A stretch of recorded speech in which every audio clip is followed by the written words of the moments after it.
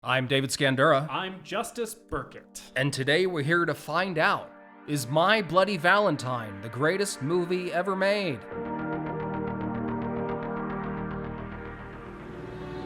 Stop the party. What damn party?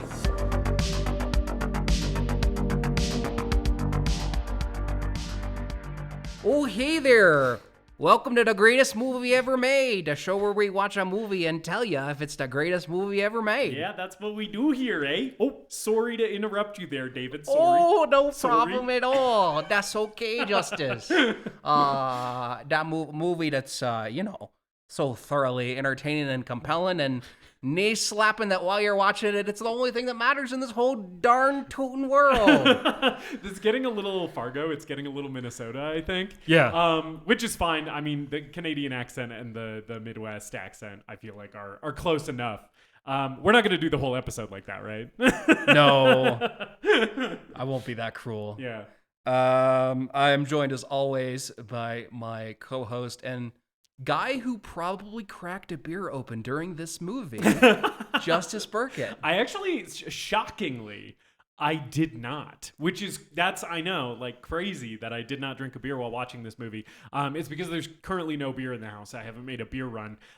And instead I was drinking my own little cocktail that I made here, which was like some fresh squeezed citrus juice, some agave nectar, some vodka, and a little bit of like sparkling water. So I had a couple of those during this movie. Beers would have gone down way better with this film. Like it was the wrong drink pairing for the entertainment. This is a beer movie. This is specifically a Moosehead movie. Moosehead Lager is the official beer of My Bloody Valentine 1981. Yeah. I was watching it in the part when Hollis comes into the party and goes, "Oh, who wants a beer?" Woo! I was like, you know what? I do. So I cracked open a beer at 11 o'clock this morning. We will talk about it. But Hollis in this movie, the guy who goes, "Woo! Does anybody want a beer?" is the coolest guy of all time. Okay, I'm glad we are agreeing on that right now because I was Yes. going to ask you.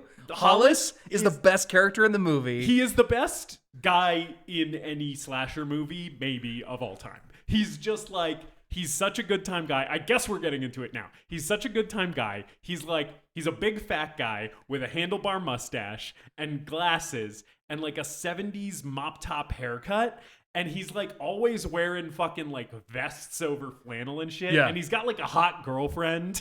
His hat has a patch on it that says "Kiss My" and then a picture of a donkey. And he's just the life of the party, man. He wins the fucking knife in the fingers game, which we'll talk about. He is whatever is more like the level up from Sigma male is what Hollis is. The Hollis male. It's the most Chad a guy can possibly be, is to be like a big old fat guy with a hot girlfriend who is like authoritative. He like breaks up fights and shit.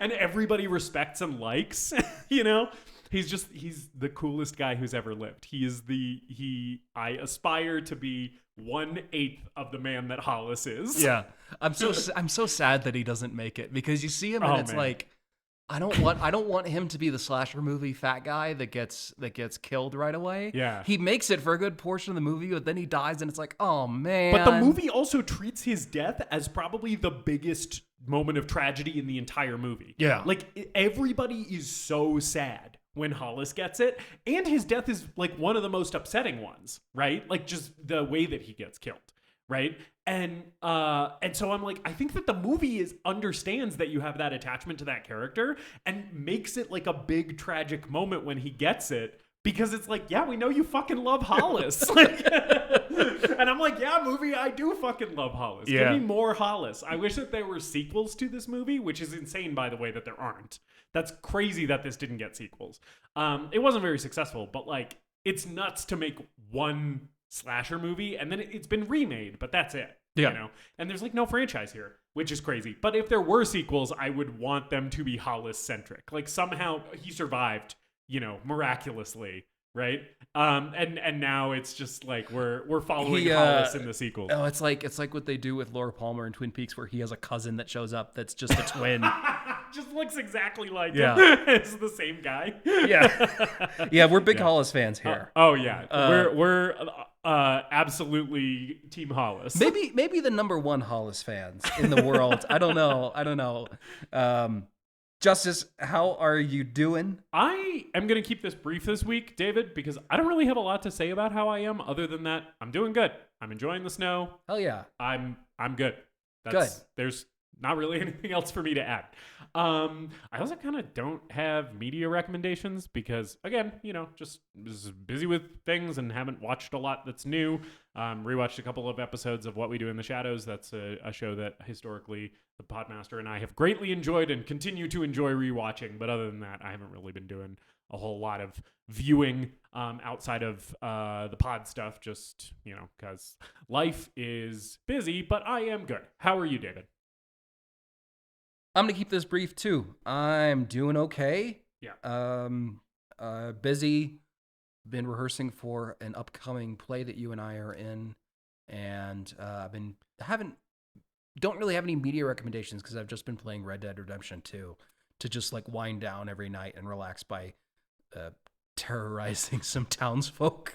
Yeah, you and I are both, it sounds like, engaging with comfort media this week, yes. Which for you is Red Dead Redemption 2 and for me is What We Do in the Shadows. Yes, and is also this movie. Oh, yeah, totally. Yeah. So we're talking, we already got into it a little bit. We'll just keep going. We're talking about My Bloody Valentine from 1981, directed by George Mihalka. Yes, bitch, we absolutely are. This movie's kind of a big fuzzy warm blanket of a slasher movie. Oh, 1000%. I feel so understood by this movie as a viewer, which it came out to age myself 11 years before I was born, but it feels so specifically near and dear to the core of my being to watch a movie like this because it's dumb as fuck, it's violent as shit, right?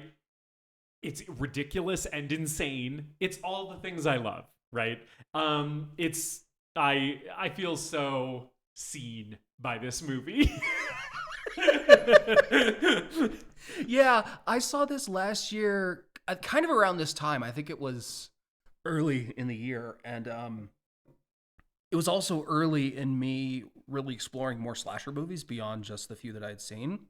And I was like, I think this might be, technically speaking, one of my favorite slasher movies. Yeah. And that is an insane thing to say about this. But I also think I get it. I don't know if I would go that far, but I also don't know if I wouldn't.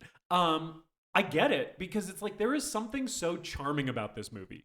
One thing about it that is so charming is how fucking Canadian it is, which yes. we were making fun of at the beginning. This is the most Canadian film that has ever been made. It's hilarious because this was put out in 1981. Everybody is dressed like it's the 70s in this movie, and I think that's just because fashion hits Canada later. Yeah. Right? So they're still all dressing like it's 1976 in this movie. And everyone has 70s hairstyles. The fucking Canadian accents are so strong, right? And just even just the way the town looks, the way that the actors look, these are Canadian faces, right? Everything about it is so delightfully Canadian. And then also it's just so tropey and by the numbers as far as its structure as a slasher, to the point where it's the movie didn't actually have any inspiration or idea for this plot point or this story beat. They just knew they had to do it because that's what slashers do. So they kind of just crammed something in there. There's a couple moments like that we'll talk about, right? Where I'm just I love that this movie is basically we must adhere to the slasher formula, even if it means making a decision in this movie that makes no fucking sense. Yeah. I mean, this movie is just plugging in. It's looking at the slasher template and just filling all those spots. Just checking all those boxes and plugging everything in. Yes. And it's kind of comforting in that regard. Right, because you know exactly what the movie's going to do. Because I think there are some slashers that are predictable, but in an annoying way. Mm-hmm. And I don't get, again, this is just so charming that I don't feel that way with this movie. Yeah, and it's also just executed pretty well, you know? Yeah. Like, the movie, I don't know if this is an insane thing for me to say about My Bloody Valentine 1981, directed by George Mihalka. This movie's kind of beautifully shot. Yes. Like, I think it looks really good, right? And I think largely, with a few exceptions, the performances here are pretty good. Like, I think it's pretty competently made, despite it being a paint by numbers, like a color by numbers slasher, right? And the thing that we will be talking extensively about is one of the main ingredients for a color by numbers slasher movie is great fucking deaths with really good gore effects. And guess what this movie has? A shit ton of those. Yeah. Right? And that's one of the things with this movie where I'm like, if you kept most of the violence in this movie off screen, easily 50% worse than it actually is. The violence is such an important part of this movie. Like, the way that they execute the gore in this movie, being as good as it is one of the things that makes this movie work. It has to be this insanely over-the-top violent slasher movie. Because if they tried to, like, show some restraint there, it just wouldn't mesh with the tone of the thing. It has to be grotesquely violent. Yeah, and this was pretty heavily censored by the MPAA on release. Yeah. And I think the version that is on streaming is still the theatrical cut. Eventually, some of the cut footage was added back in when Lionsgate got the rights for the remake in 2008. But I still haven't seen, it's not the full version of the movie, but I still haven't seen that cut. And the gore effects are so good, even in this theatrical cut, that I really want to see that gorier cut. I got some good news for you, man. I watched the uncut version for this record because it is on internetarchive.org. Fuck yeah. If you search for My Bloody Valentine 1981 uncut, one of the links on the first page is an Internet Archive link. That is the uncut version, my friend. And that is the version that I watched to talk about the movie today. Oh, that's sick. And I think it only adds like 3 or 4 minutes. Yeah. But it rocks because all of the extra footage is just in the kill scenes. It's so good. Definitely worth taking a look at that uncut version. Yeah, so this was directed by George Mihalka. He's a Hungarian-born Canadian director. This was his second film. He's still directing to this day, but mostly low-budget movies, television films in the genres of action, comedy, and horror. And this was, it's 1981. It was written and shot really quickly to capitalize on the holiday slashers following Black Christmas, Halloween, of course, and Friday the 13th. And also movies like Prom Night and Terror Train, some of those early 80s slashers had released. So this is hopping on the bandwagon early. Yeah. And I don't think we really get a big shakeup in the world of the slasher until A Nightmare on Elm Street comes out. Yeah. Yeah, that's I think the big reinvention of the genre that happens. Wes Craven, a guy who reinvented the slasher no fewer than 2 times. He reinvented it with Nightmare, and then he did it again with Scream. Like, it seems like he ushered in kind of both new waves of slashers.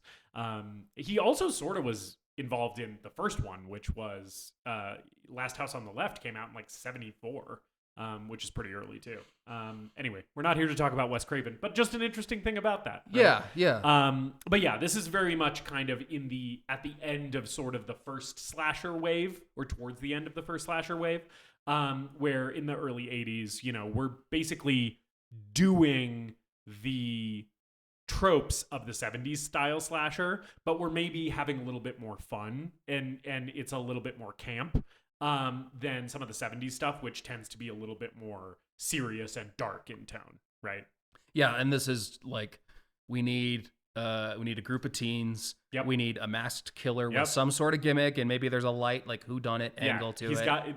The killer has to have some kind of iconic weapon, by this point, right? We can't just do a knife. That's Michael Myers' thing, right? We got to figure something else out. Yeah. So out of that, somehow we get Valentine's Day and a miner with a pickaxe. Which is one of the... It sounds fucking insane. And it like, watching this movie, the experience of watching this movie is delightful because it's simultaneously, because it's so tropey, very easy to understand, right? But also, it's perplexing at the same time because so much in this movie doesn't make any goddamn sense. Starting with, we can maybe just start talking about the movie. I don't know if you had more. Yeah, I mean, the only other thing I would say is like they shot this on location in a mine. Yeah. It was really, really difficult to shoot in, and they had to, like, I guess the owners tried to clean up the mine, so then they had to go in and spend more money to, like, restore the mine to its original shitty conditions. Right, make it look, that feels so Canadian too. Yeah, where they're like, oh hey there, can we shoot in your mine? And he's like, oh yeah, you can shoot in the mine, but it's awfully messy right now. Let us clean it up for you. It just seems so Canadian to be like, oh sorry, the mine's a little messy right now. Oh boy, our mine's gonna be in a movie. We should spruce it up a little bit for the cameras. Yeah. Yeah, and I think, despite how difficult it probably was to shoot in the mine, this movie does a really good job. Again, it's shot really beautifully and really well, and it utilizes the setting surprisingly well. Yeah. No, the like last act of this movie exclusively takes place in the mine, pretty much. And that's a great choice because it's an amazing location. Like, it looks great on camera, right? Which, like I said before, this film's beautifully shot, and a lot of the mine stuff looks incredible, right? And it's got that wonderful 80s shot on film, like there's some grain look to it, right? And just like the way that the camera captures light, we're getting a lot of like those mining helmets with like the light bulbs, like the flashlights on them, right? And the way that that light kind of interacts with the camera is always amazing. Like, there's a lot of cool like lens flares and like rings and stuff that happen, and it's just like it's great that they filmed so much of this in an actual mine because it ends up making the movie look really good. Yeah. I will add before we get into the movie, yeah, this was remade as My Bloody Valentine 3D in 2009. Surprisingly enjoyable remake. Yes, and featuring our close personal friend, Tom Atkins. the patron saint of the greatest movie ever made podcast, Tom Atkins. Yes. Who has I don't remember a ton about the movie, but he has the most memorable death in the movie, which is the pickaxe through the chin. Yeah. And then the miner like yanks it and like CGI blood flies at the screen. Yeah, which sort of the pickaxe through the bottom of the like under the chin also happens in this movie. Yes, but it's to not great effect. Not as violent in my cut, I guess. Yeah. Yeah, let's get into the movie. Yes. So when I was saying there's a lot in this movie that is perplexing and makes no damn sense, the opening of this film is very much included in that. There are multiple scenes in this movie that are predicated on the notion that a mine is a cool place to have sex in.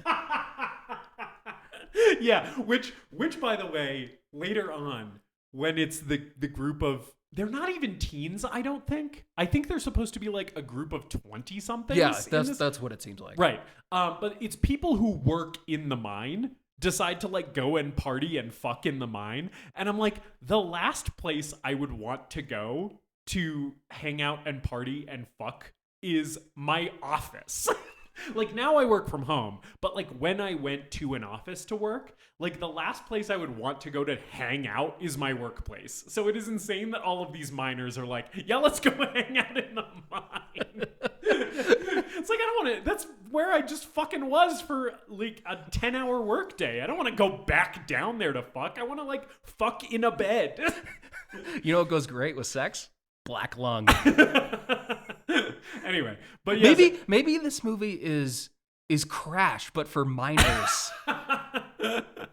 They just have miners as in mining personnel. Yeah. So yes. God. We should clarify just for posterity. Anytime we're saying the word miners in this episode, it is spelled M-I-N-E-R-S. Miners. as in people who work in mines, not people who are underage. Very, very important for this episode specifically. And speaking of miners, not minors, the opening of this movie is two figures who are dressed all in like the mining gear with like the big old gas masks and helmets and everything, are walking through a mine, and then one of them takes off their mining outfit and reveals that they are a sexy lady. and she starts pornographically fondling the gas mask hose on the other miner, as this kind of like slow kind of Carpenter rip-offy score is playing. Yeah. Right. And then the miner who still has his mask on touches her boob. That seems to infuriate him, and then he shoves her backwards and she gets impaled. Yeah, she has like a heart tattoo on her breast. Did you have nudity in your version or no? There's no nudity in this scene. Okay. Yeah. Yeah, she has a bra on and there's a heart tattoo on her breast and he's reaching and grabbing her boobie. And it seems like that makes him angry, and also her trying to take the mask off. Right. Which my thought is like, no, you need to leave the mask on. Yes, I can only come with the mask on. Which, by the way, when we were watching this, the Podmaster did say one of our favorite in-jokes with each other, which was, "Don't look at me," which is a reference to a very obscure Hellraiser reference, because it's not like a famous line from Hellraiser, but when Frank in Hellraiser is like being reformed, yeah, and he's still kind of like, it's before he is even like skin and muscle Frank. It's kind of when he's like shrivelly, like husk Frank. You know what I'm talking about? Yeah. He says to what's the woman's name? Catherine? What's her name? Oh, it's not Catherine. Julia. Yeah. Julia. Yeah. He says to Julia, "Don't look at me." and so the Podmaster and I say that to each other all the time. So she said that when she was trying to take the gas mask off him.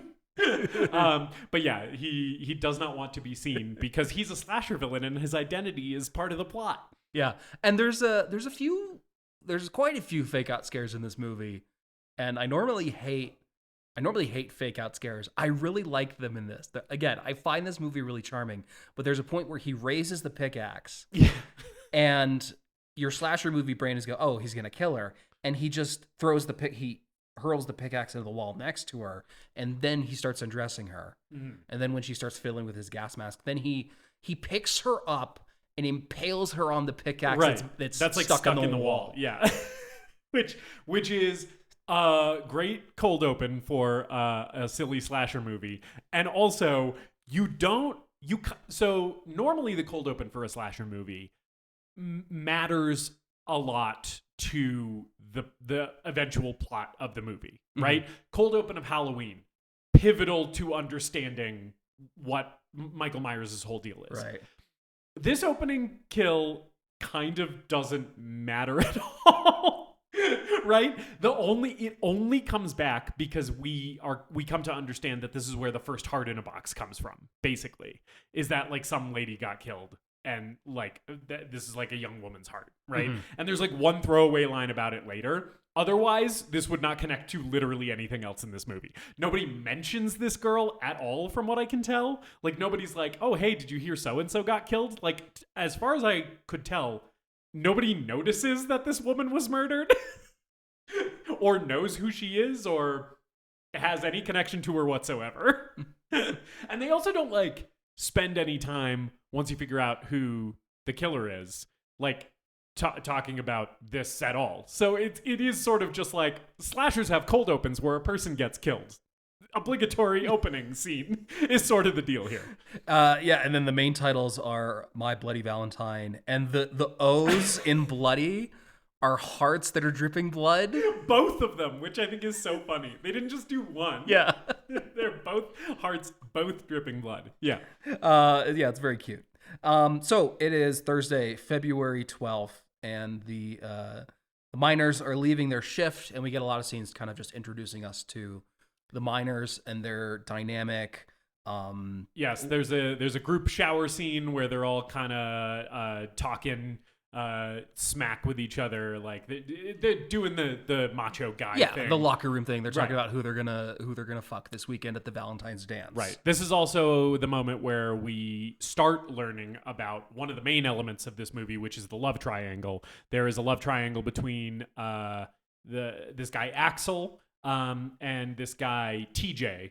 They are both interested in this girl, Sarah. Yeah. Right. So we start learning about that here. Yeah. TJ and Sarah used to date, and now Sarah's dating Axel. TJ left and came back, and he just came back into town, and now she's with Axel. Yeah. So this town is called Valentine Bluffs, which is so fucking stupid. The little town with a big heart, as it says on the welcome sign. It is such a hat on a hat. It is so extra that they called the town Valentine Bluffs and made their whole big thing Valentine's Day in a Valentine's themed slasher. It's just like so many layers of like, this is a Valentine's movie. It's so funny. Also, when we first drive into town and see that it is Valentine's Bluffs, we like drive by the sign and everything. While we're doing that, the miners are leaving the mine, and they all like pile into trucks and everything and are driving in. And this jaunty ass banjo, this bluegrass music is playing. And I wrote in my notes, yes, I am a redneck. I love this hick shit. Because it just made me want to fucking start doing line dancing or drink moonshine or some shit. It is like such pure Canadian redneck goodness, this fucking banjo tune that's playing. Yeah, there's a scene in Friday the 13th with some bluegrass music, and we were both talking like, we should have a slasher movie with bluegrass music. This is the movie. Yeah, it rocks. There's another score too. There's the kind of Carpenter synth style slasher score, but the bluegrass and the folk music in this movie is so good. Yes. There's a lot of folk music in this movie, and all of it fucking rips. And the miners meet their girlfriends at the Union Hall to decorate for the dance, and we get more Axel and Sarah and TJ action going on here, where they're like making out and just cucking TJ to his face. Yeah, and he's like moping. He's very very upset about Sarah dating Axel. He's kind of, the vibe is like TJ is in Gilmore Girls parlance. Listeners who are familiar with the TV show Gilmore Girls, TJ is sort of the Jess here, and Axel's a little bit more of the Dean, right? Like Axel's kind of like your stereotypical like tall, handsome jock, right? And then TJ is maybe like a little bit like darker, moodier, more emotional, is kind of his vibe. Yeah. We also have to talk about Howard. I like Howard. Yeah. He's our token pervert. Yes. He's our token slasher movie pervert, but far less annoying than the usual slasher movie pervert, I think. It's true. To contrast this against Friday the 13th, at least he doesn't sexually assault anybody, and also doesn't dance around in a Native American headdress. So Howard does have that going for him.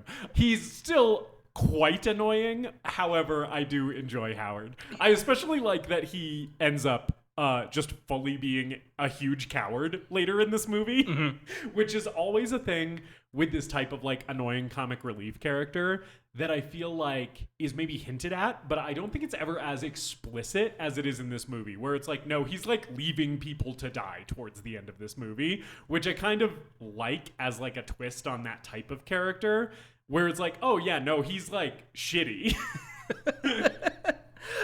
And he's introduced basically with this joke where he's talking to a girl and he says, you know what would look good on you? She says, what do you think he's gonna fucking say? And he goes, me.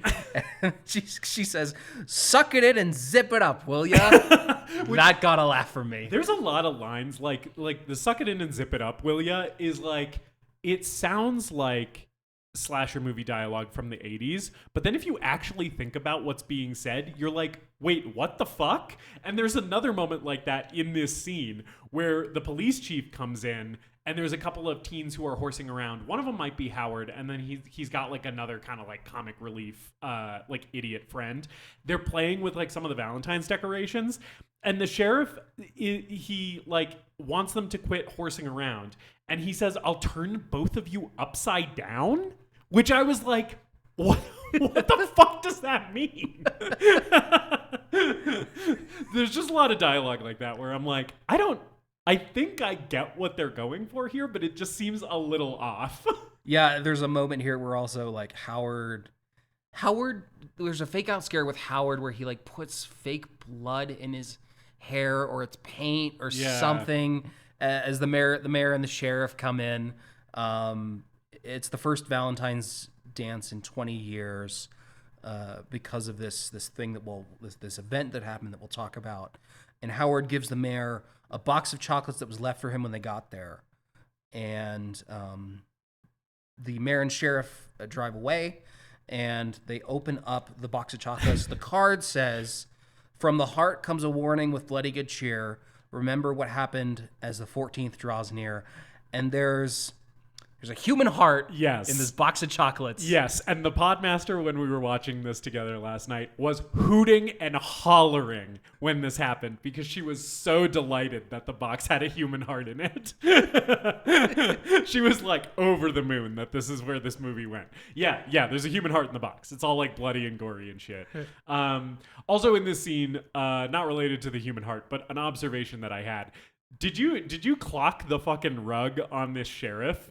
This is a piece and a half that he has on his head. No, I didn't. It is an egregious toupee. I'm really bad about like spotting wigs and toupees in movies, unless they're very obvious. So I'm a little bummed that I didn't catch it. There were a couple moments in this movie where I was like, oh man, he's not even trying to pull this off. And there was one moment specifically, which I'll call out when we get to the scene, where I was guffawing about the performance that the toupee was giving. But anyway, yes, there's a human heart in the box. And the mayor's reaction is kind of like exasperation and frustration. Right, he's like, oh god, he's like, oh god, it can't be happening again. I know, like you would expect him to be sobbing, throwing up, screaming, and instead he's just kind of like, oh Jesus Christ. Oh. And you know, when they were writing out, when they were plotting the script for this movie, they just had like a list of kill ideas and like gory scenes, and they were really proud of themselves when they wrote heart in a heart-shaped chocolate box. Yes, yeah. Because they do that a bunch. They're like, you know what's better than one human heart in a heart-shaped chocolate box? 3 of them. Anyway, so then basically from there, the next like big scene is when they're in the bar, right? Yeah. So like the cage, right? Which is the nickname for the elevator that they used to get down into the mine. Yeah. I want to live in this town, Justice. Yeah. And I want to drink at this bar every night of my life. It is a classic slasher movie. I want to fucking vibe out here location. These happen a lot in slasher movies, but honestly, like all kinds of genre fare, I feel like has this type of locale where you're just like, I know this place fucking reeks of cigarettes. It probably smells so like a stale fucking bowling alley in there. And everybody in there is a guy at the bar who is a fucking old-timey ship captain. He's like wearing the ship cap and he has like the pipe and the big old beard, and then he's wearing like a fucking like Hawaiian shirt under a flannel. It's bananas. And I'm like, I just want to go drink at this bar and just shoot the shit with this fucking old-timey Jimmy Buffett ass sea captain.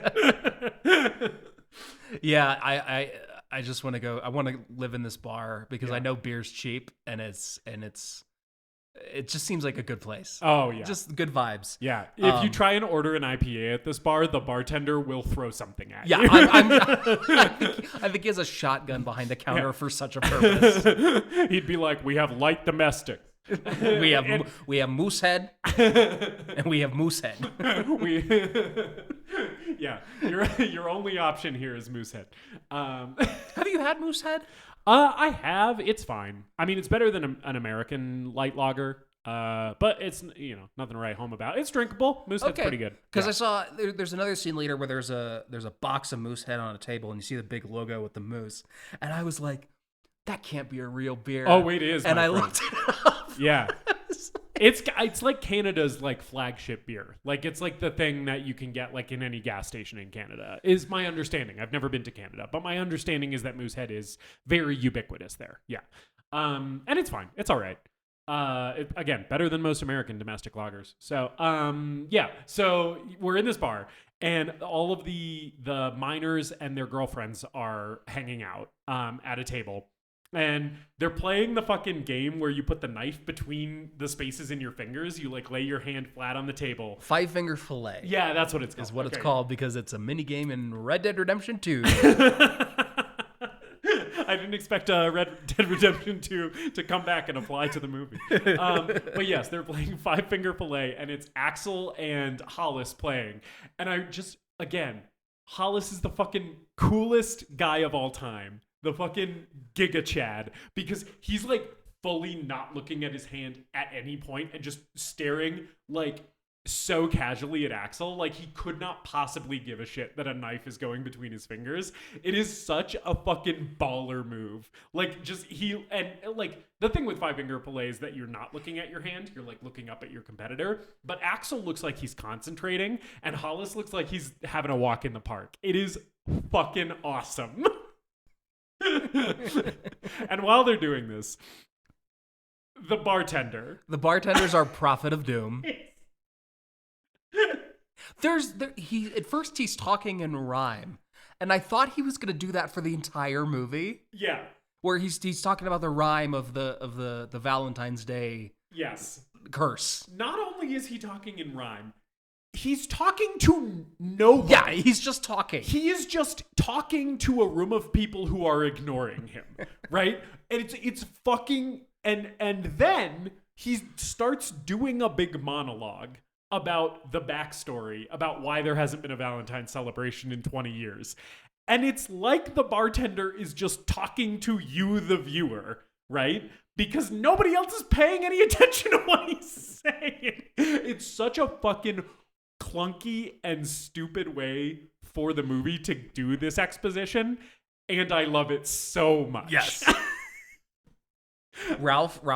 Crazy Ralph is still our favorite prophet of doom. Yes, still my favorite. Shout out Crazy Ralph from Friday the 13th. But I like this bartender a lot. Yeah, his name's like fucking Harvey or some shit. I don't know. Forgot his name. But there's a lot of characters in this movie. There's a lot of expendable income, and I did not write down the names of most of them. So yeah. So he basically gives us the whole spiel. Right? Yeah. So there hasn't been a Valentine's Day dance in 20 years because 20 years ago, these miners were still down in the mine and everyone else was at the dance. So their supervisors left to get to the dance before the miners got out.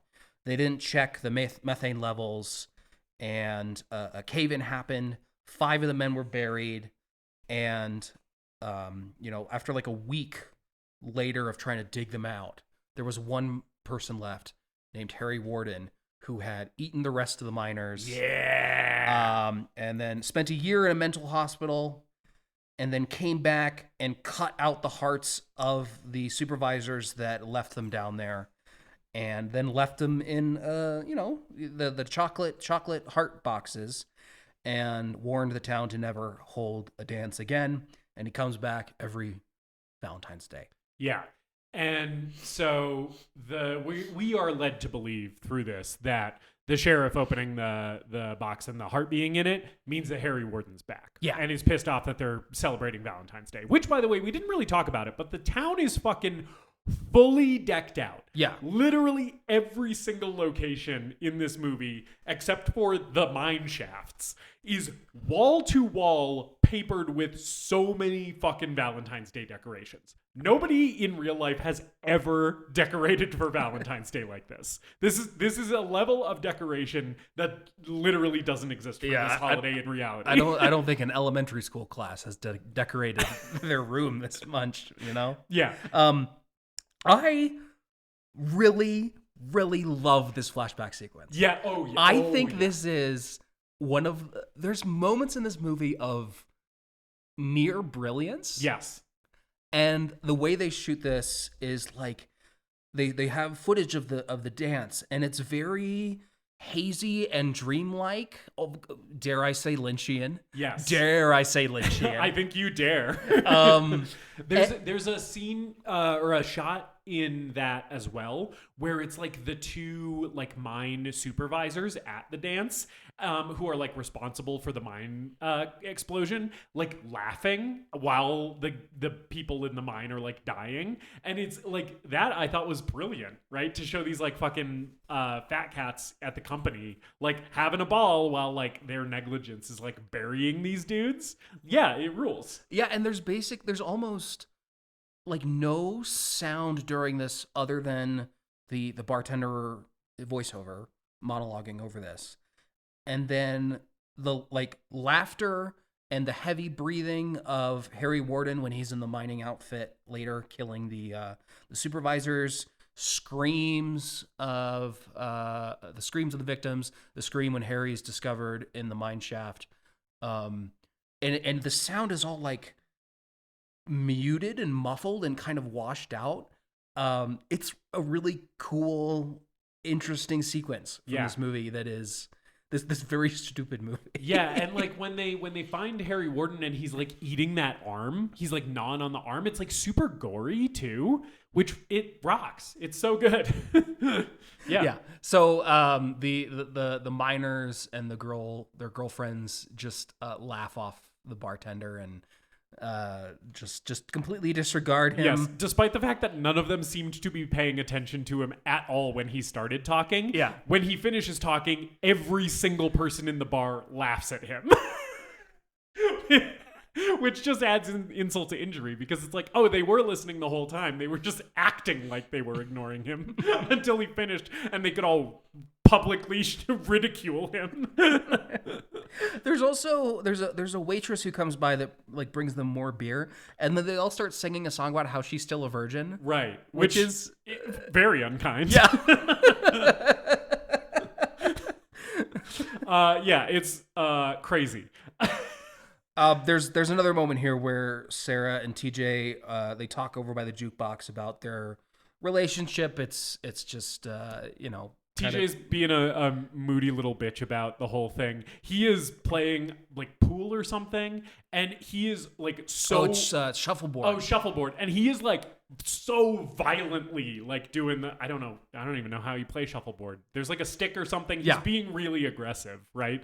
They're sort of setting up TJ as a little bit of a red herring with like his kind of emotional outbursts. I think like it gets more overt later in the movie, but the movie sort of wants you to keep an eye on him a little bit.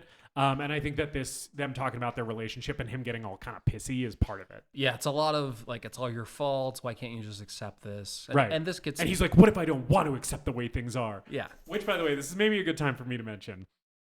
I think some of the actors in this movie are very good. Yes. I think the guy who plays TJ, respectfully, is dog shit. I think this actor is. It's like watching a piece of plywood. He has absolutely nothing. He's got like dead eyes. All of his line deliveries are like near monotone, right? I'm getting nothing from this dude. And it kind of works in the movie for the character because he is supposed to be kind of like aloof and standoffish a little bit, right? The scene where it's a problem is when they talk about their relationship like at the coast, when they like go to the beach and shit. There is when I'm like, oh God, this guy really cannot act, right? Most of the time, despite it being, in my opinion, a very bad performance, it was still sort of charming. The beach scene reaches almost to the Room levels of like, oh, this is god awful. So, no disrespect to that actor as a human being, but just speaking my truth. Yeah, this movie really, really wants you to be invested in this love triangle. Yeah. And I'm not. No, it's the least interesting part of the movie. And And then it's almost comes back around and it's kind of charming because I'm like, aw, this movie really wants me to care about these characters that I don't give a shit about. Right. That's cute. Yes. and is putting one of the most pivotal scenes of that love triangle, the one at the beach, which we'll talk about later, right? It's doing that in a way where it's very clear that you're supposed to be emotionally invested in it, but then they cast the worst actor in the entire world to deliver that moment. So I'm like, I don't even understand what this scene is about because I can barely pay attention. I agree that it is a charmingly bad element of this movie. I don't think the love triangle stuff is good, but I still like it. Yeah, I think it could be a lot worse and a lot more grating, but again, I don't know. There's an ineffable charm to this movie that I can't quite figure out, and maybe it's just that I kind of just want to live in this town. Yeah. I kind of just want to live in this town and get drunk every night at this bar and party with the boys. Yeah. And that's I don't know about the mining so much. Right. Yeah, mining seems like it sucks. Yeah. I don't want to be a miner. But I like the kind of rhythm that this movie falls into, where it's like we have a scene at the mine where everyone's working, and then they go and get drunk every night, and at some point there's a kill in the middle of it. Right. It's basically the most Canadian people you've ever seen getting drunk and then getting killed, and they just repeats for 90 minutes. So this lady Mabel is decorating her laundromat for Valentine's Day, which, by the way, let me just say that again. Decorating a laundromat for Valentine's Day, a thing that literally has never been done in real life in the history of the world. And it's like fully decked out, right? And we get fucking full-on Michael Myers POV here, where it's literally just heavy breathing, killer POV. It's not even that well done. No.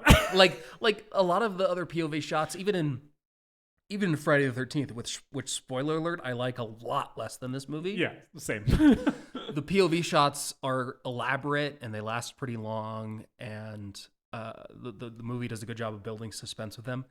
The POV in this is just it's literally the killer walks into the laundromat, places a box of chocolates on the table, and then like goes and hides in the corner. Mm-hmm. It's really short. It's not very complex. It's not very suspenseful. Other than like the breathing, which is fine. I guess it works. Yeah. So then, while Mabel's, she's walking around, she's decorating, she's whistling to herself, what have you. I will say the actress playing Mabel is really good, and I wish she was in the movie more. Yes, I agree. She's great. But also, I'm glad that this kill happens to her because it fucking rocks so hard. So Mabel is like this. There've been a couple scenes with her before this scene. She's just like a sweet old lady. She maybe has kind of like a little like sweet flirtatious thing with the police chief or sheriff or whatever that guy is, the guy with the bad toupee, right? They get a little flirtation, and she's just like a very nice, sweet old Canadian lady, right? And the killer here kind of bears down on her. And she's like opening the dryers to try and slow him down, right? She's like opening the dryer doors to get him in his way, and it doesn't work. And he, gets her, and we don't see initially what has happened to her, right? Is there any thing where he like knocks her out or anything, or does it just cut away? I think it just cuts away. I think it just cuts away because she's trying to get away and he gets on top of her. Right. I think we probably see him swing the pickaxe. Oh, and then yeah, that's cuts what it away. is. That's what it is. And then we have quite a few scenes until we come back to her. Yes, yeah, it is. You're right. It's the pickaxe swing, and then that's it, right? Until later. So put a pin in that because holy shit. Anyway, so Mabel's fate is currently unknown. So we're at this junkyard and Hollis is cooking something on the engine of a car. He's He's eating up sandwiches because one of the guys like, is that turkey? I said I wanted roast beef. So they're heating up sandwiches on the engine. Your classic Canadian junkyard cookout. It literally, okay. I don't think, David, you said you wanted to hang out at the bar at the cage super bad. This is the part of this movie where I was like, do you understand, David, what I would do to hang out in a junkyard heating up sandwiches on the engine of a car while a sad guy sits in a wrecked car playing harmonica? That is, I cannot imagine literally any gathering that I would rather be at. That is like precisely my vibe. And so watching this, I was just like, God, I want to be there so fucking bad. I'm not a redneck. I have some members of my family that maybe are one could call rednecks. But I'm watching this scene and I'm like, man, I really wanna get an engine sandwich from Hollis. Yeah. I am a little bit of a redneck. I grew up in rural Arizona, right? The town that I'm from is bigger now than it was when I was a kid, right? When I was a kid, it was like pretty small town, like Podunk, central Arizona. And also I grew up really poor. Like my family was like very, very poor for a little bit. And so like when I was in like middle school and high school, like my friends would do the redneck kid thing of like, let's go out and hang out in the woods. Like that's a thing that we would do, is just be like, no, yeah, we're going to like go out in the woods and like light a fire and like, that's the activity. We never went to a junkyard. I really You never cooked anything using a car engine? Did not. Really wish that we had. However, there were times when like we would go to like one of the public parks and literally just hang out under the bridge in the public park. Like that was just a thing that we would do. We'd be like, yeah, you want to go to the park and like fuck around under the bridge? So this redneck shit really spoke to me. Yeah. Yeah. So Axel's playing harmonica in this car, and we get a POV shot that we think is going to be a killer POV shot. But then TJ hands Axel a bottle of whiskey and sits in the passenger side of this wrecked car in this junkyard, and they have a moment here where they try to sort of make up, and and then TJ also pulls out a harmonica. And then they have a little harmonica duet for a second. Is this a Canadian? Is this a Nova Scotia dick measuring contest? Is this how dudes assert their dominance in Nova Scotia? Is just whose harmonica skills are better? It's bananas. Like I don't fucking understand what is happening, and I love it. Yeah, and they do fight for a bit after this, and Axel tells him to back off, and then TJ says, "You and I both know who Sarah really wants." Yeah. And then Hollis comes over to break things up. Yeah. And comfort TJ. Yes. You get the sense that Hollis and TJ are pretty good friends. Yes. You also get the impression here and throughout the movie that literally everybody listens to everything that Hollis says. Right. Yeah. He is the most authoritative character in the whole group of like young people in this movie. Yeah, he's the glue holding the group together. Yeah, totally. Yeah.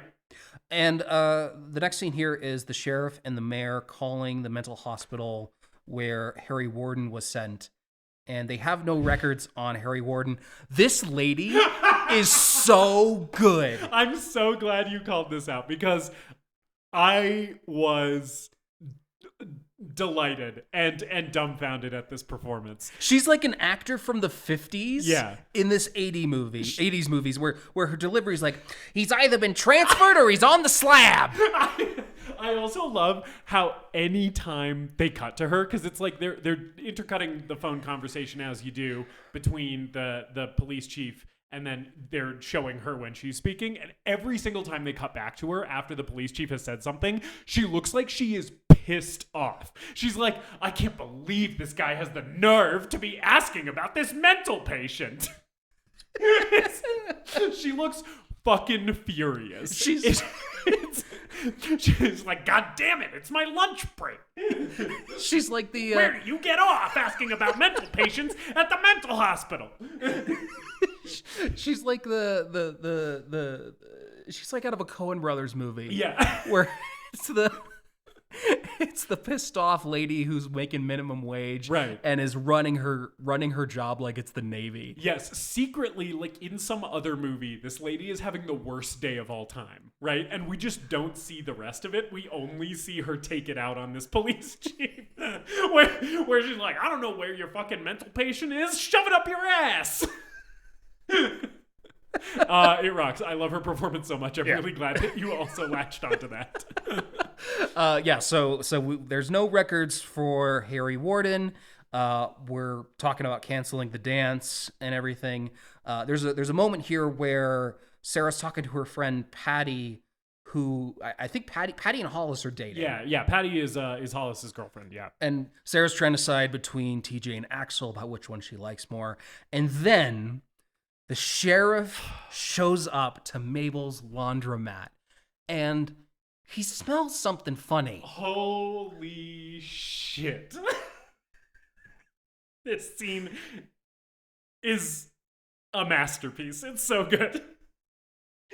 Continue, David, but holy shit. So he's walking up and down the laundromat, and he just starts taking decorations off the wall for some reason, and like he notices that the hearts are upside down. Oh, that's it. Okay. And he's like, what the fuck's up with this? Yeah. And then he opens one of the dryers that's going. Yeah, he opens the dryer. Clothes in it. There's clothes in it. And we as the viewers see that the next dryer over has blood smeared on the glass, right? And he hasn't noticed that yet, but then he eventually does. And the door just flies open. And Mabel's been burnt to a crisp in this dryer, and her body flies out of the dryer. This cooked old lady. this poor sweet old lady. This fucking is like a fucking doner kebab, like a fucking rotisserie chicken, just spinning in this dryer. Is this in the cut version? So where you see her flopping around? In the cut version, what happens is the door flies open, and we get a shot of the body flying out. Yeah, and you see a close up of her face. Yeah, but it's really quick. Like you would have to pause it to get a really good look at this. Oh, David. This gore effect. Oh, David, you really have to watch the uncut version, because in the uncut version, you get that happens. And then there's a reaction shot of the sheriff or the police chief. I keep saying sheriff. He is the police chief, but listeners just know we mean the same thing. Yeah, my notes go back and forth. Also know it doesn't fucking matter. Anyway, we get a reaction shot of him, and then like we get basically from 3 more angles her in the dryer, but the dryer has not stopped, David. The dryer is still running. So this cooked old lady is just flopping and spinning around this dryer. And you see it from like 3 angles. It is the funniest fucking thing I have ever seen in a slasher movie. I was losing my mind because this was my first time with the uncut version. I had never seen I had seen the cut version last year. I couldn't remember if this was in the cut version or not. But yeah, man, you really got to watch the uncut version, because just seeing this lady just spinning around this dryer and like it's the top half of her body is out of the dryer. So it is truly like she's ragdoll flopping. Man, it's so good. I'm really bummed I didn't check online for the uncut version, you really got to hit up that internet archive. That might have changed my verdict. We'll see. I was losing my goddamn mind. Anyway. So they're the coroner, a little bit later, the coroner's wheeling her away, and the sheriff and the mayor are still there. They don't want to create a panic. They don't want to let people know, because people are gonna say that Harry Warden's back. And as they're wheeling her body away, the sheriff finds a Valentine card in Mabel's chest cavity. Yes, where her heart was, because her heart has been ripped out. Yes. And the note says, it happened once, it happened twice, cancel the dance, or it'll happen thrice. So they decide to cancel the dance. Yes, and also, just the chief of police just grabbing evidence out of a corpse's chest cavity is also insane. Like, oh yeah, let me just contaminate this vital piece of evidence. He doesn't even bother put on gloves. No, he grabs it with his bare hands. Let me just go elbow deep into this woman's chest. Reach into this cooked old lady and pull out this piece of paper, right? It's fucking batshit. Yeah, so they decide that the dance is canceled. All of our like 20-something miners and their girlfriends are all bummed out. They're like all pissed off that they're not going to be able to do their little dance. TJ and Sarah go on this romantic walk along the beach, along this foggy, gray ass Canadian beach. See, you say that, and yet when I was watching this scene, I was like, Nova Scotia? Looking pretty good here, right? And I think I like a foggy, bleak, desolate beach. Yeah, I like it. It's just it's not your normal. It's not a very romantic location. It's not your normal movie romantic walk on a beach. Yeah, this is a Canadian beach, and it's more bullshit love dialogue. You know, do you remember this spot? Why didn't just give me a chance? I want you back. We get a couple I'm sorries. I'm sorry. I'm so damn sorry. Except it's TJ delivering it, so there's not even that much emotion in it. It's, I'm sorry. I'm so damn sorry. And I was like, could we maybe take that 2 more times and just see if we can get anything from this guy? But also I'm glad they didn't, because I love how bad it is. There's another scene here that's just Sarah walking alone at night where she's like hemming and hawing about like, how am I going to tell Axel? What am I going to do? And she thinks someone's following her. We get a fake out scare with the chief showing up, and his flashlight is like almost framed like it's the miner flashlight. Yeah. And he's just out on patrol. I don't really know that we needed this scene, but it's just kind of stuck in here. Yeah. But we have another scene at the bar. Yes. Where the bartender's like, Mabel didn't die of a heart attack. Yes. Which, by the way that he's talking, if I was hanging out at this bar, I would be like, oh, the bartender fucking killed Mabel Osborne. Because one of the first things he says is, that Mabel Osborne got it, just like I said. And I'm like, if you're talking that way after this woman has just died, I'm going to be like, well, that guy's crazy and murdered her. Yeah.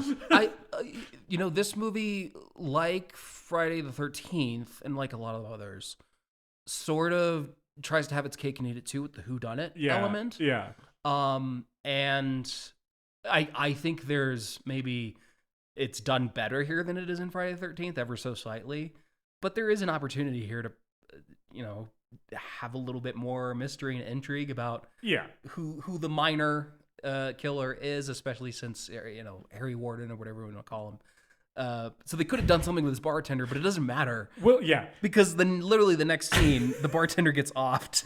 We'll get to it, but like the identity of the killer thing is very clearly a thing that this movie did not give a shit about because of the way it's handled at the end of the movie, where it almost feels like they forgot to decide who it was. Yeah, they didn't tell the cast. Yeah. Which was probably the right move. So everyone just kind of plays the roles as they're written. Yeah. But then it really just shoehorns in the twist at the end. Right. Where it's basically like, oh, the vital piece of information for understanding who the killer is just something that the movie just didn't tell you at all until you find out who it is. But yeah. And the kids are talking about how they're going to have a party at the mine. Instead of the Valentine's dance, since the dance is canceled. Right, since the dance is canceled, let's all go to where we work. Yeah. They do say there's like a rec room there and there's a lunch room, so like there's stuff to do there, but we spend most of the end of this movie in the mine. Yes. Anyway. While they're planning the party, the bartender is like muttering warnings about Harry Warden. And I think Howard basically says something about how like, oh, the Harry Warden thing is like all made up or whatever. Mm-hmm. He like says some shit about how he doesn't believe in it. And the bartender delivers a great a great line here, which is, "Beware of what you make fun of, you little asshole." I just love this cantankerous old fuck. He's great. So later he's at the mine and he's rigging up this like this door gag Yes. where there's a miner's suit with the helmet and the gas mask and a pickaxe kind of, so when they open the door it's gonna drop down and scare them. Yes. And the whole time he's muttering, he's like, "You little assholes, I'll show you." Right.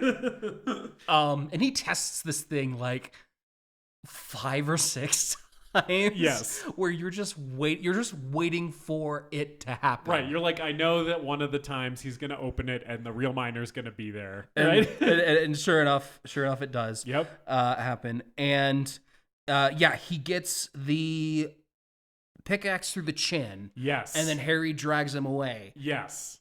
What's this like in the uncut version? Oh, baby. He gets the pickaxe through the chin. It comes out his eye socket, and his eyeball is like on the end of the pickaxe. Oh, that rules. I think that's how Tom Atkins gets it in the remake too. Okay, yeah. So that's what happens here. And his like, so it comes out his eye socket, full on eyeball is just like dangling. And then again, we get one shot of that, like when it happens, and several more angles of just the pickaxe, the head of the pickaxe, and the eyeball. And the eyeball is like so gooey, it's flopping around, it's like so over the top. It's amazing. It's so good. And then, he drags him by the pickaxe through the head. And I think in the uncut version, you do also get close-ups of him as he's being dragged with the pickaxe still like through his head. And the eyeball's just like hanging there. That's so sick. Yeah, it rocks, dude. And so our next scene is it's Valentine's Day. It's Saturday night, and we're having a party at the lunchroom at the mine, and we have lots of expendable income here. Yeah. lots of characters who are just gonna show up to die. Yeah. Just like a bunch of expendable teens. Also, I hate to take us back, but I think when the bartender is being killed, or maybe between when the bartender is being killed and when we start seeing the party action, this is the moment of toupee acting I wanted to call out. Oh, yeah. Because the sheriff comes by the mine and like checks the fence and kind of looks through, because I think he knows that the kids are maybe planning a party. So I think he's like checking up or something. And it's here where he gets out of his cop car and the wind was clearly blowing when they were filming. And the back of his toupee is just sticking straight up. Like he's got like a huge like cowlick in just the back, but it's like very clearly just the toupee was not secured. And it is just blowing straight into the air on the back of his head. And they didn't retake it and just left this shot in the movie, which is delightful to me. Anyway, yes, we're at the party with all these expendable teens. Just wanted to call out the toupee's big moment. There is a quick scene where Sheriff gets another box of chocolates, but it's just like a box of chocolates from Mabel. Oh, yeah. And he gets really sad about that. And, right. We miss Mabel, but also she has the best death in the movie, so fuck her. Yes.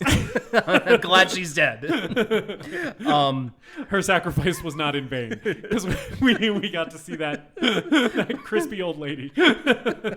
Hollis kicks down a door and shouts, "Yo, does anyone want a beer?" Yeah. And coolest entrance anyone has ever made in the history of movies. And I went over to my fridge and cracked open a Miller Lite, and I was like, "You're right, Hollis, I do want a beer." And then immediately after he says that, by the way, he starts making out with Patty, which again, Giga Chad move. Like he just comes through with like 2 6-packs of beers, like proclaims to the room that the party is now starting, and then just starts making out with his hot girlfriend. They're cooking hot dogs in the back. Oh yeah, they're boiling hot dogs. And this guy goes back there and gets his face shoved into the boiling hot dog water by the killer. Yes. And we'll come back to that. We certainly will. But yes, he is drowned in boiling hot dog water. I think the drowning is what kills him, not the burning. Yeah. But his face is also kind of burned off here. Do you see the face burning in the? No, I think they just shove it in. I think you just see him get shoved in. Yeah, you see that face melting a little bit in the uncut version. But also, maybe this is how I want to die. Drowned in boiling hot dog water. I feel like, at least I'll get some hot dog taste We'll come back. We'll come back to things that taste like hot dog water. Oh, yes, we will. So the sheriff finds these dogs are outside the police station, and they're eating a chocolate box. They're eating this chocolate box, and there's blood dripping out of it. Yes. And there's another card that says you didn't stop the party. Yeah. And the sheriff doesn't realize that they're having a party. And he says to nobody, right? Yeah. So he reads the note that says you didn't stop the party, and he's alone outside, and he goes, "What damn party?" I just love the delivery. It's so good. At the party, Axel's being rough with Sarah, and TJ tells him to back off. Yeah. And that she wants to get back together with him. And Sarah's like, "You're both acting like a couple of jerks." Yeah. In that voice, exactly. And then Axel throws some punches, and then Hollis breaks it up, and Axel storms off. Yes. Hollis, who can clearly take on Axel and TJ at the same time easily because he is the alpha of this crew. Then we have a couple. They're getting kind of hot and heavy in the shower area, where all these minor suits are like hanging over them to dry, and I love this line exchange. They're like laying on a bench and they're fooling around. Yeah, and this is who are these characters? I don't know. Oh, it's Sylvia and John. That's, okay. Yeah. Sorry. It also doesn't matter. Yeah, that's why I didn't write it down. The Sylvia says, "You know what we need?" And then John takes out a condom. And they spend so much time with him pulling the condom out, and then the camera does an isolated close-up of just his hand holding the condom. And then she says, "No, I mean a couple of beers." No, you can fuck me raw. You just need to get me a beer first. No, I don't. I actually don't want you to wrap it up. I need a moose head in me right now, and then I'll take your moose head in me. And then back in the lunchroom, the girls are in the back. Some of the girls are in the back cooking the hot dogs in the hot dog water. Yeah, and they pull out a boiled heart. Yes. Justice, I think it's time for Would We Eat This?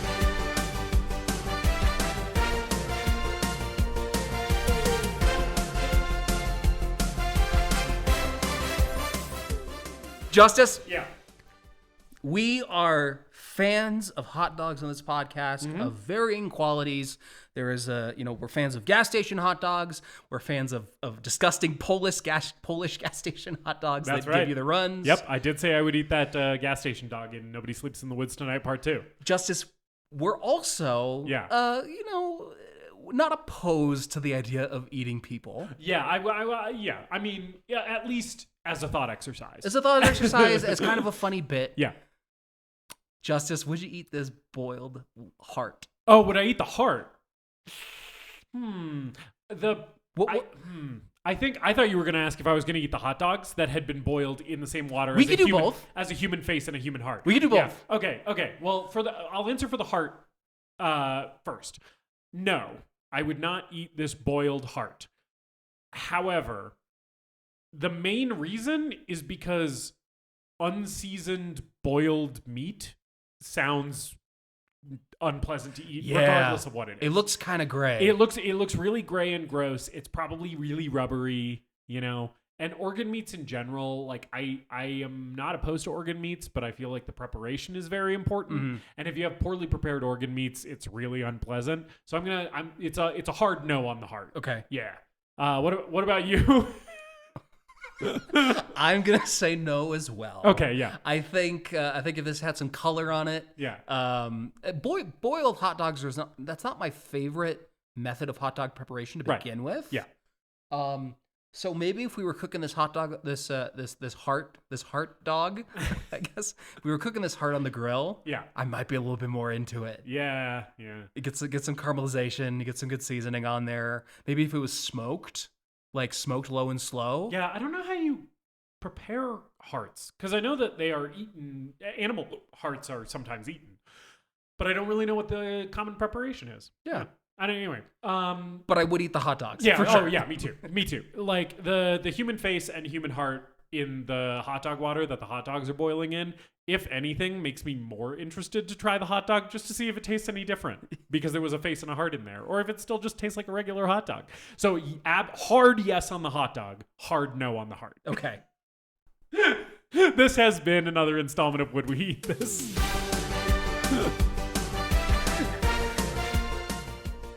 There's also a shot of the dead guy's head in the freezer as the boyfriend pulls out a 6-pack of beers. And then meanwhile, the girl back in the shower area, those miners suits that are hanging up start getting dropped down on her. Yes. And she's panicking and running around. Then a guy hanging on a meat hook gets dropped down. Is that the bartender? Yes. Yeah. And in the uncut version, you get another close up of his fucking like fucked up eye socket. Oh, that's sick. Yeah. Okay. Yeah. It's really brief in the cut version, so I wasn't sure who it was. But yes, initially. it's the bartender. Gets dropped down in front of her, and she gets all freaked out and screams. And then she, the shower heads have been turned on. Yeah. And the miner appears, and he picks her up. He picks her up by the head. Yes. And impales her head on a running shower faucet. Do you see him do it? Oh, yeah. Okay. Yeah. Because what happens in the cut version is he picks up her head and sort of takes her back into the showers. And then the boyfriend comes in with the 6-pack of beers. Yeah. And sees that the showers are on. And he's like, all right. Yeah. All right. And then he walks in, and then you just see like from the side of her, her head, and you get the implication that it's been impaled on the shower head and water shooting through it, but it's not very graphic. Oh, in the uncut version, you fully see him impale her on it, right? I don't think there's no close-ups of like the shower head going like through the back of her head or coming out her mouth, but you do see the pickup and shove, and there's like blood coming out of her mouth and stuff. And she's like thrashing around. There's also there's a shot of her feet kind of thrashing around like Texas Chainsaw Massacre style, you know what I'm saying? Mm-hmm. And blood is like dripping onto the floor next to them and like onto her shoes. And then when John comes in and finds her, you get, again, multiple close-ups of her impaled head with the shower head spraying out of her mouth. Yeah. That fucking rocks. It's this is, by the way, in the uncut version, the kill of the movie for me. The uncut version of this kill is so fucking good. It rocks. Like the whole thing from when the shower heads get turned on and she starts being like, hey, what's going on? All the suits dropping down. Then the bartender's fucking gross corpse and like the close up on that all the way through to John finding her with like the shower head spraying out of her mouth. Immaculate little sequence here in the uncut version because like all the gore is still there. It's the kill of the movie for me. Yeah, one of my big flaws with this movie is the lack of gore in the theatrical cut. Yeah. It's but even still, like the kills are creative enough and fun enough that leaving some of that stuff off screen kind of works for me. Yeah. Is the shower kill especially because you don't know what happens until he comes in and then he sees her and finds her and then your brain puts together, oh my God, that's what he impaled her on the shower head. That's awesome. Yeah, there's definitely an argument to be made for more restraint in some kills in slasher movies. Yeah. I think I enjoy kind of both approaches, but for this movie, I definitely prefer the uncut version. I think I would too. I think I would too if I had seen it. Yeah. Because for me, the kill of the movie in the theatrical cut is Mabel for sure. Oh yeah, or at least her body being discovered in the dryer is fucking sick as hell. Yeah, and again that rocks, and I fucking love that moment. As a slasher kill, I like the shower one a little bit better, but it's real close. This movie's got a lot of bangers. Hollis and Howard are at the back at the party. And they're going to take some girls down to the mine. Sarah and Patty and like another couple that's gonna get offed here pretty soon. Yes, one of the rationales, by the way, for why they go down in the mine, because it's the girl's idea. Like, they want to go down there. And one of the reasons that they decide to do it is because Sarah is upset. She's like bummed out because TJ and Axel fought, right? And that made her feel like very uncomfortable and upset. And so Patty's idea for how to cheer her up is to take her down into the mines, which is fucking insane. To be like, hey, I know you're sad because your two boyfriends are fighting. You know what'll make you feel better? Going down into a mine shaft. Well, and TJ is like, shouts at Hollis. He's like, you know the rules. No women in the mine. No women in the mine. And it's like, it's not, they're not authorized. They're not licensed. They don't have proper safety equipment. It's this old timey sexism, like no women on a ship mentality. Right. Like, it's bad luck. Yes. Yeah. It is. Instead of it being about safety. Yeah, you're right. It's just fully just sexism. Which also, like, again, the very first scene in this movie, the opening scene, is a man and a woman in the mine, right? So I'm like, clearly this rule isn't being enforced all that hard.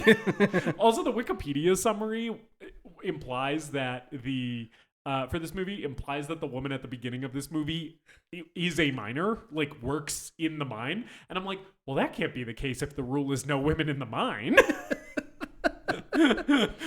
Right? Like, which is it? Anyway. It's on the sign outside. 1, always wear a hard hat. 2, no women in the mine. Never forget the most important rule. The sheer amount of OSHA violations in this film is, to me, scarier than the idea of a crazed miner killing people with a pickaxe. And definitely scarier than the idea of a woman in a mine.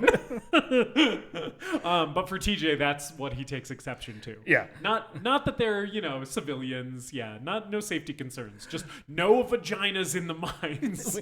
we don't want any estrogen, fucking up the vibe of sweaty dudes covered in soot, working hard in a mine all day. The mine in confined spaces. The mine is for dudes only. What we do down there is no woman's business. Certainly not my girlfriend's. So Hollis and Howard go down into the mine on the mine cars with the girls, and then a couple sneak off to go have sex. Yes. And then back in the lunchroom, one right after another, people come in, like burst through the doors and be like, "Holy shit, so and so's dead!" And then someone else comes in and does the exact same thing. Holy shit, so and so's dead. This is one of those moments in this movie where I'm like, they knew that they were making a slasher movie, and they knew they had to do the thing where, the killer has been picking people off one by one, but there's eventually the moment where everybody who's left understands that they're in danger, right? They knew they had to do that moment, but they didn't know which kill to do it with, so they were just like, how about all of them? So yeah, they find the dude in the fridge whose face has been boiled off, and then they also find John comes in from finding Sylvia, and he's like unable to speak because he's like so shaken. So then someone else goes and also finds Sylvia and then comes back and informs the group, which I think is so funny because it would have been way more economical as a screenplay to just have John say Sylvia's dead. But instead they introduce a whole third party to the situation because John's unable to talk, and they have to be like, okay, let's send someone else to see what this is about. They come back and they're like, Sylvia's dead. And I'm like, the guy who knew that was already on screen. We could have saved a minute and a half. It's a wild decision. It's very funny. Yeah, I will say, I think this movie is really well paced. Yeah.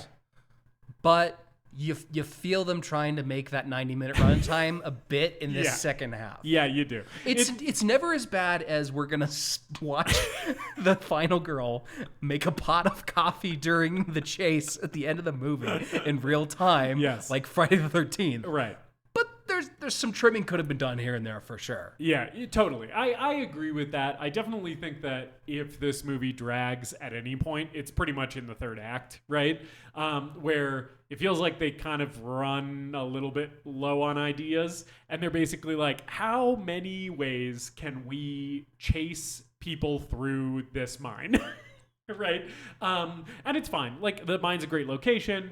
I don't think it's too egregious, but I do agree with you. Yeah, and they don't wring enough suspense out of the location. Like, I like the location a lot, but you lose a bit of sense of geography in terms of where people are and what they're looking at. There are some shots where they hear something and then they look up and the next shot is the miner, but it disorients you for a second. And, and then the miner's actually in a different location in the mine. They're not actually seeing him. Yeah. But based on the editing, it's implying that. Right. So I wish some of that was a little bit cleaner. I agree. Yeah. So everyone leaves. Everyone leaves the party. Yes, it's like the scene in Scream. Which obviously Scream was after this, so it's not an influence on the movie. But it's like the scene in Scream where they all find out that the principal is hanging from one of the goalposts on the football field, and everybody just gets in their cars and drives out of the movie. Yeah, so everyone drives out of the movie. Yeah. I'm wondering if Wes Craven was like, "Man, I got this great horror script. I got this great party sequence. I don't know how to end this thing." Right. And then he was sitting on his couch one day watching My Bloody Valentine, and he's like, Eureka! They can all just get in cars and drive out of the movie. And the phone lines have been cut too. So what happens is a group that makes it back to town tells the sheriff that Harry Warden's back and he's killing folks at the mine. Yeah. This sheriff sucks. This sheriff is the Dr. Loomis of this movie. Yeah. Because he could have just saved a whole lot of trouble by telling people what was going on. Right. And like, you're gonna cancel the Valentine's Day dance. Mm. All of these miners are horned up with their girlfriends. They're probably gonna have a party. Right. What's the only other location in this movie other than the bar, the police station, and the laundromat? And we know the giant fucking mine. Yeah, and we know we're not going to be doing it at the bar. The sheriff knows they're not going to be doing it at the bar because the bartender was so vehemently anti-Valentine's party, right? So it's like by process of elimination, go to the laundromat or the mine. And this town has a history of a mine-themed serial killer showing up on Valentine's Day. Yeah. I don't know, dude. Maybe fucking check out that mine. Yeah. There should have been a heavy police presence at the mine to begin with because Harry Warden has an attachment to it. It's insane. Also, him lying to the whole town and saying that Mabel died of a heart attack is fucking crazy because it's like, no, dude, they need to know that a killer is on the loose. But he's very much like, oh, we don't want to cause a panic. And I'm like, if someone is fucking killing people in your town with a pickaxe and cutting their hearts out and delivering them to people in chocolate boxes, that's maybe cause for a panic. There's like 40 people in this town. Right. You don't have a lot of people to lose here. Right. Like people's lives are in danger and they can adjust their behavior to be less likely of being murdered if you don't lie to them. Yeah, no, I agree. This dude sucks at his job. Yeah, fuck this guy. And so Axel and TJ team up to go down to the mine to get Sarah and Hollis and Howard and everyone out.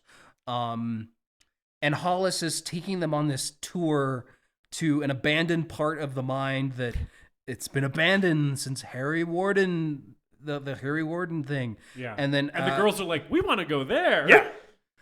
And there's another fake out scare here where Howard scares the girls. Yeah. This fake out scare actually did get me. I was like, oh damn. Yeah, it's fun. Yeah. None of them surprise me. Yeah. It's just they're fake out scares that I recognize and I'm like, I kind of appreciate this that. One made me jump. Fun. And I was happy about it. This movie's fun. Yeah. This movie's funny. And that comes through in some of the fake out stuff and the characters, especially Hollis and Howard. Yeah. And eventually they realize that couple that's gone off and fucking hasn't come back yet. And they start hearing noises down in the mine. They hear glass breaking. And we see a shot of Harry Warden. The miner is smashing the work lights in the mine and starting to stalk the kids. TJ and Axel go down. They split up. TJ runs into the kids and tells them that Harry Warden's back. And then TJ and Hollis split up to go look for the couple that snuck off to go fucking. And Howard stays with the girls. Yeah.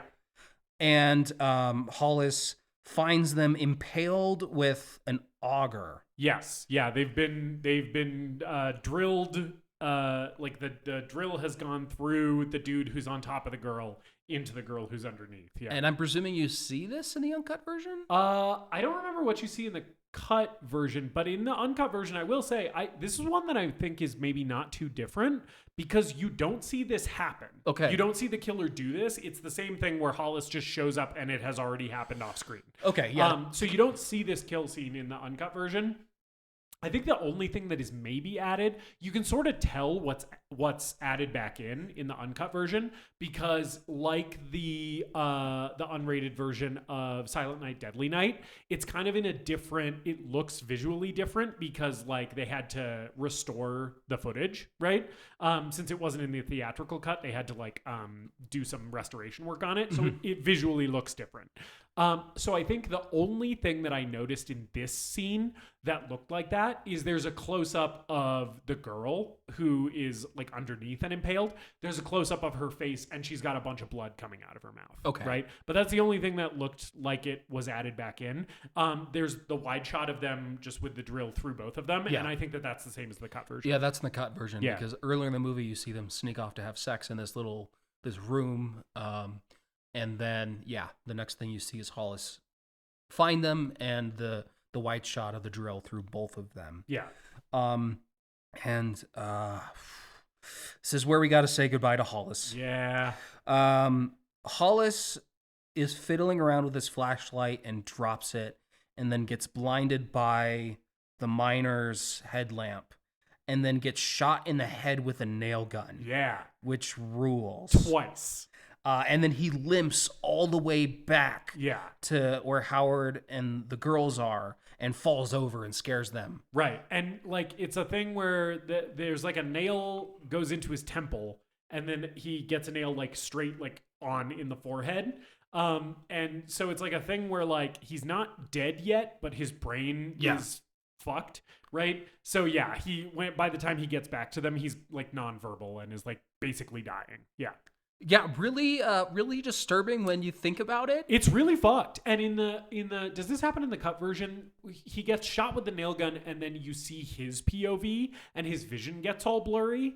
I don't exactly remember, but it's really dark and it isn't entirely clear what happens. It's mostly just like the sound design of the nail gun that they use. Oh, okay.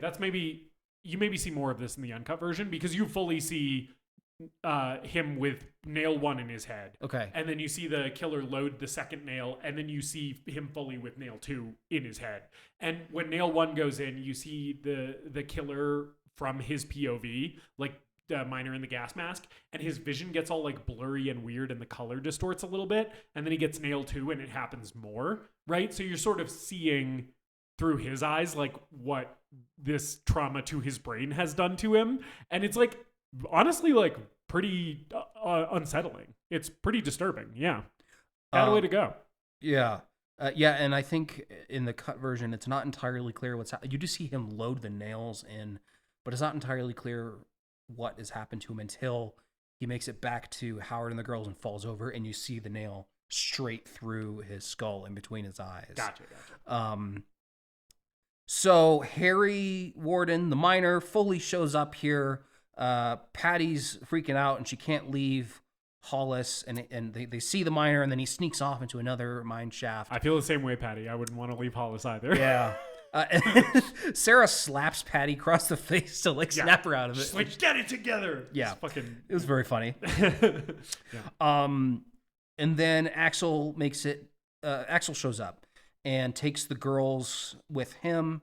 And then they hear footsteps of someone up ahead. So Axel grabs a plank of wood and hits TJ Yep. in the stomach. Yep.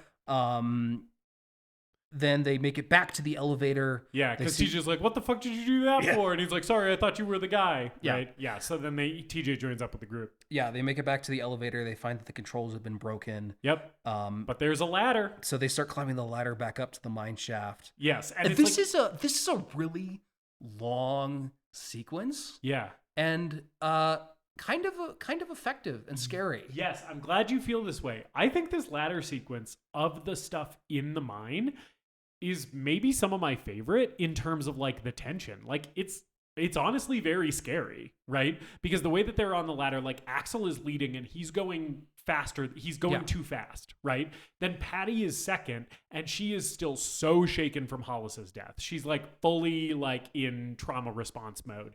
And she is barely able to continue climbing. And also she's like so scared because they're climbing this huge ladder in this mine shaft and they're getting really high up. And she's like getting really afraid to continue climbing.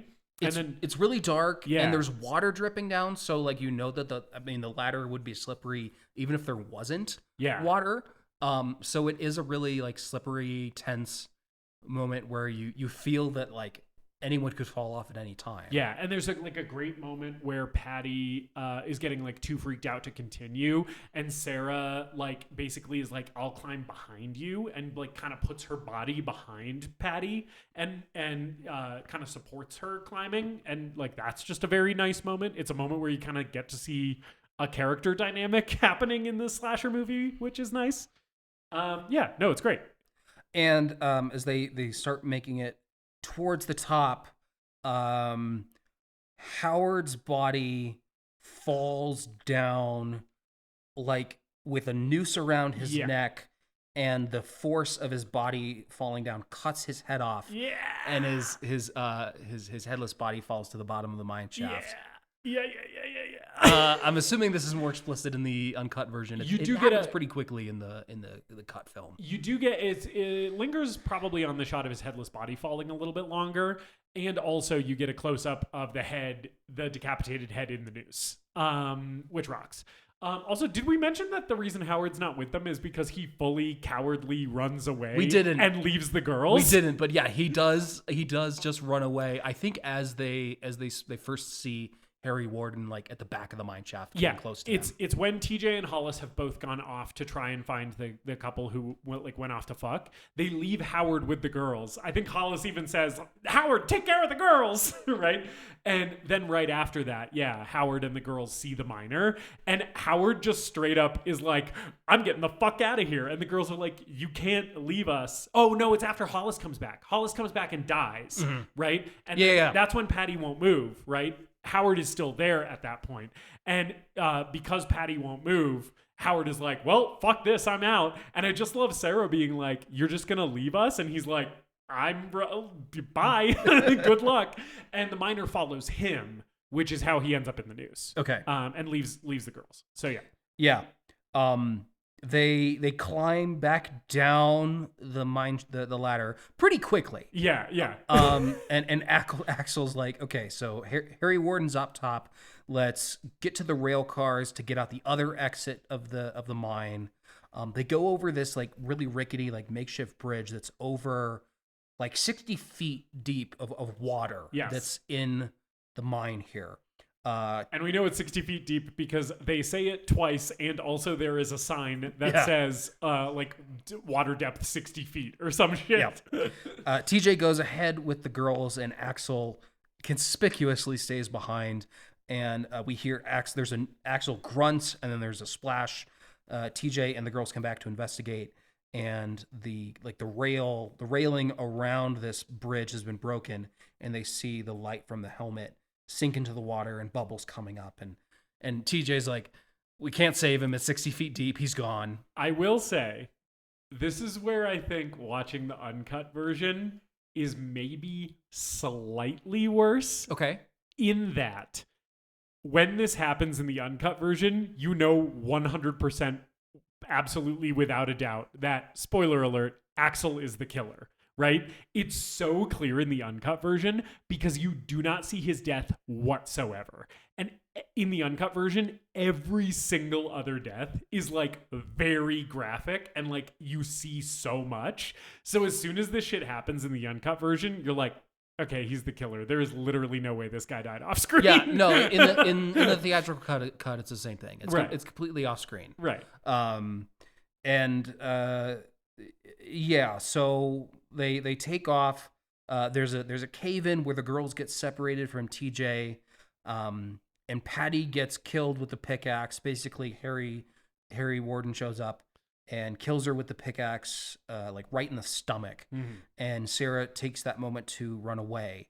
Up top at the mine, at the surface, the sheriff has shown up with backup. Yeah. Finally, and they're starting to make their way down into the mine shaft with where the mine cars are. Yeah. TJ finds Sarah, and they make it back to the mine cars as Harry pursues them, like stepping over the mine cars.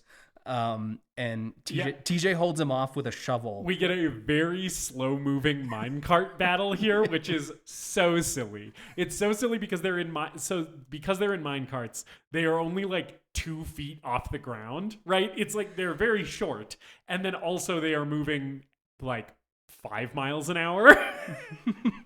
So it is a ridiculous scene to have this level of like tension and like urgency to it, because it's like when you actually think about what's happening, it's like they're crawling along. It's very funny. Yeah. It doesn't last too long because they eventually fall out. Yeah, they just like kind of jump off. Yeah. Yeah, because it's, it's probably faster to just walk, honestly. Right. Running away is faster than riding the minecart away. Yeah. And they fight with the pickaxe and the shovel again. And TJ and Sarah back into a blocked off part of the mine that literally has like wooden planks across it with "danger, do not enter" in big red letters painted on it. Yeah. And Harry follows them in and starts swinging the pickaxe, and it keeps hitting the walls of this area. And Sarah chucks a pretty big ass rock and hits Harry with it. Yeah. And the miner gets his pickaxe stuck, and he goes to stab TJ with a knife, and Sarah rips off his mask, and it's Axel. Right. Yes. Because we knew that he didn't drown off screen. As soon as that happens, it's like, okay, yeah. But the funniest fucking thing here, David, is then his flashback. The killer is unmasked. We see that it's Axel. I think TJ goes, "Axel, why?" And then the movie, as if it is answering TJ's question, just gives us a flashback of that. There's like a part in the early, in the bartender's like backstory spiel for Harry Warden, where we see one of the mine bigwigs in his house, like getting killed by Harry Warden, or like about to be killed by him. It shows us that again, and then reveals information that was not previously given to us, which is that there was a small child hiding under the bed that entire time. Yeah. And we are led to understand that is Axel. Well, initially, you put that together as the viewer that it's Axel. Then when the police chief and the mayor show up, the mayor, I believe, says out like verbatim. Yeah. It's like, Axel's dad was one of the supervisors Harry Warden killed on Valentine's Day. Yeah, and I'm like, no one thought to bring this up. No one thought this was important information. List of possible suspects for this serial killer mining shit in this town. Okay, Harry Warden is presumably gone. Yeah. The mental hospital has no record of him. Oh, we also find out around here. Is it in this like It's in this scene where they the Harry Warden died like 5 years ago. 5 years ago, yeah. Which actually I think Howard knew, because earlier in the movie someone says like when the miner is down in the shaft and like, people are seeing him, they're like, Harry Warden, and Howard's like, Harry Warden, that's impossible. And then like Hollis is basically like, shut up, Howard, like makes him stop talking. And I think Howard actually knew that Harry Warden was dead. Well, and when Harold's running away from Harry, I remember he starts saying, "He's dead! He's dead!" Oh, over and yeah, over yeah, again, yeah. like he's in disbelief that Harry Warden is chasing him. Right, because right, he knows right. that he's dead. Yeah. But no one thought to bring this up. Right. That maybe we should check in on the kid who had his dad murdered by the miner with the pickaxe. Yes, right in front of him and was covered in his father's blood. As he watched him be brutally murdered. Yeah. So a cave-in happens in this room where Axel, TJ, and Sarah are in as TJ and Sarah like escape. Yeah, and Axel kind of gets trapped in the cave-in. Yeah. And they start trying to dig him out, and they find out that he's still alive. And Sarah has to go up and see him. I have to see him. Yeah. And Axel shouts out, "Hanniger!" to TJ. TJ's last name's Hanniger. He's the mayor. He's related to the mayor. Yeah, he's the mayor's kid. The mine is the Hanniger mine. Whatever. Yeah. It doesn't matter. Hanniger, I'll be waiting in hell for you. This whole fucking town is going to die. We're coming back, you bastards. And then we get our title of the movie as he says to Sarah, "Sarah, be my bloody Valentine." And then he runs into he shuffles into the cave. And he's singing like "Daddy's gone away, Harry Warden made you pay," and he's laughing and cackling to himself. Do you not get? I think you don't get something that What do you get? I think makes this ending rock so hard in the cut version. In the uncut version, all of that happens. However, Sarah is grabbing his hand. He's like sticking an arm through the pile of rubble that he's been sort of buried in. And then she's grabbing his arm, and then there's a close up of like arm gore. He's like there's a knife cutting an arm. And then I think it flashes to Harry Warden eating the arm, right? And then Sarah pulls the whole arm out of the pile of rubble, and Axel has cut his own arm off to escape. And then that whole thing happens. I literally just watched it before this recording. Yeah. I don't think that happened, or if it did, it wasn't clear. Okay. Because of the editing. Because in the uncut version, it's very clear that he's buried in the rubble by his arm, and in order to escape, he cuts off his own arm with the knife that he was going to use to murder TJ, and that's how he makes his escape. And then she's just like holding his severed arm. Yeah. Regardless, it's a banger ending. Even in the theatrical cut. Yeah. I think it's a great ending. And like, again, this is a very silly movie. The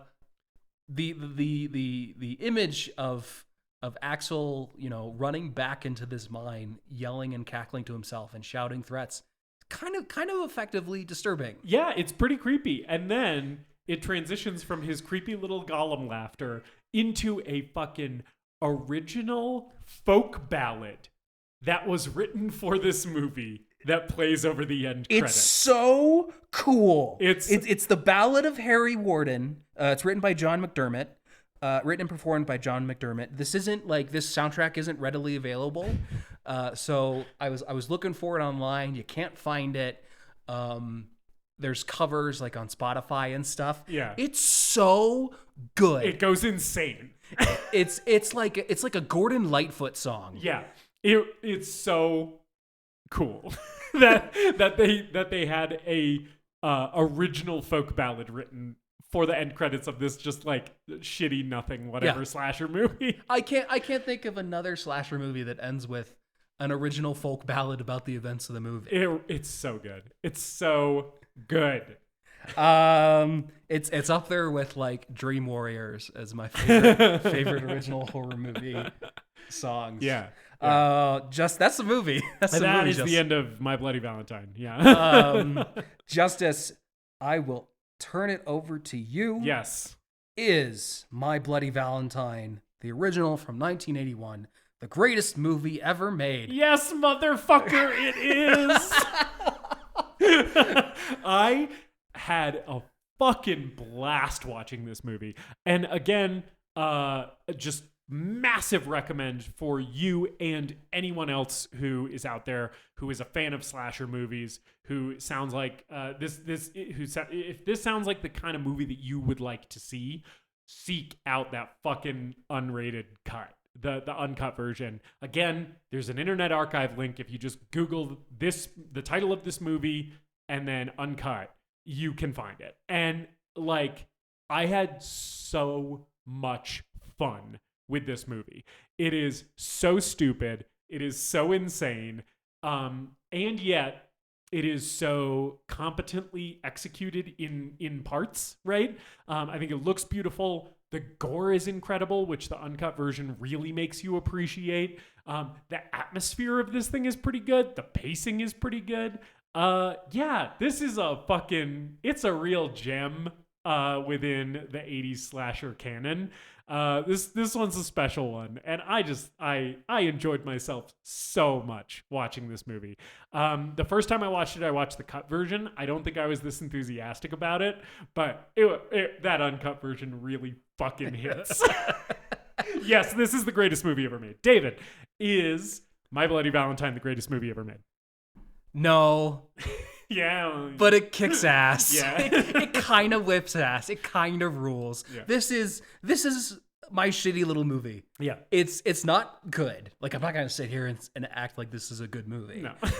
But I love it. Yeah. And it's so charming and endearing and fun. And to its credit, I think comparing this to Friday the 13th, this is way better. Oh, yeah. Yeah. This has far more entertaining characters. It's shot a lot better. Maybe not as suspenseful as the first Friday the 13th. It's not, but I don't think it's going for that. I think it's going for much more of a fun, gory, violent. Yeah, it's trying to be really like campy and fun, and it achieves that. Yeah. I think so. And it's so wild. I love the Valentine's Day premise and this weird little mining town. It's like oil and water. There's no reason why these two things should go together, but they do, and it works, and it's fun. And I think the gimmick of Harry Warden as the killer, making the killer this miner with a pickaxe, and you have this kind of urban legend around it. That gimmick works for me. And the stuff in the mine is shot very well, and they get their use out of that location. Even if I wish it was a little bit more suspenseful and used to its fullest potential more, but I really like it. It's really stupid and it's really fun. This is a light beer and a big plate of poutine is this movie. Yep. Yeah. And I really enjoy it. It's not the greatest movie ever made, but I definitely recommend it if it sounds like it'd be interesting to you. Yeah. I also I am interested to hear if your verdict on this changes when you eventually see the uncut version, to the point where I'm like, maybe like on the pod we can put a pin in this. I don't think we should like do another episode on this, but just whenever you get around to watching the uncut version, if you want to tell our listeners on mic on whatever episode we are recording at the time when you end up watching that, if you want to let them know whether your verdict has changed or not, like I think that might be an interesting thing to follow up on, because I do think the uncut version like is a marked improvement. Yeah, the lack of gore in the theatrical cut does hurt the film a little bit, but I still think it's pretty entertaining anyways. Yeah. And, you know, like, if it's Valentine's Day and you're in bed with your significant other and you want to put on something unconventional, and maybe one of you isn't super into horror movies and gore and violence, you can throw on the theatrical cut and still have a good time with it. Yeah. When you say in bed with your significant other, it sounds like you're saying that people should be fucking to this movie. I assume you meant like hanging out. Well, if mines get you horny. Yeah. Maybe. Or if you just have a thing for Canadian accents. Would it be stranger to fuck during this movie or during Crash? Oh, that's an interesting question, because I feel like depending on the person, Crash might sort of function the way that I know some couples watch like porn together to get in the mood. I feel like for a specific type of person, watching Crash may function that way, where it might get you all hot, and if you and your partner are both that type of person, like that might work for you. I feel like for me personally, I don't ever watch movies while being sexually intimate, but I feel like I would be actively turned off if I was watching Crash and trying to fuck. Whereas I feel like if My Bloody Valentine was going in the background, I could still get the job done. Yeah. This is a perfect movie to get up and do something else for a few minutes while the boring stuff is happening. Oh yeah. But yeah, I really like it. It's really enjoyable and comforting to me. But yes. Not the greatest movie ever made. But the love is not ending here on the podcast. We are keeping Valentine's Day month going. Valentine's Day month. I don't know. We're doing more romantic movies. Next week, we are talking about Blue Valentine from 2010, directed by Derek Cianfrance, starring Ryan Gosling. Yeah. It's the saddest fucking thing in the world. Yeah, the Podmaster, I was telling the Podmaster that was the one that we had to record next, and she was saying the same thing. I've never seen this movie, but you have and the Podmaster has, and both of you are like, yeah, it's a huge fucking bummer, so I guess I'm ready to be bummed out. Yeah, I bought it a long time ago, and like a lot of movies that I just buy for $5 at a secondhand store or something like that, it sat on my shelf for a long time. Yeah. Because I knew it was sad and I was waiting for the right time to watch it. Yeah. And I watched it last year, and it turns out it was the wrong time because I was so depressed after watching it. Well, I've been feeling very good lately. I've been feeling maybe too good lately, and I think maybe I need to level myself out by watching this huge bummer of a movie. I've been too happy. It's not natural. I need to be depressed. So we hope you will join us for that next week. In the meantime, we hope you have a good Valentine's Day. Yes. And hope that you're doing well. Please tweet about the show, talk about the show, spread the word to your friends, leave us a review, engage with us on social media. If you're going to put something on in the bedroom with your lover this Valentine's Day, why not an episode of our podcast? Yeah, fuck to the sounds of our sultry voices. We love you guys so much. Thanks for all the support. And until then, later dipshits.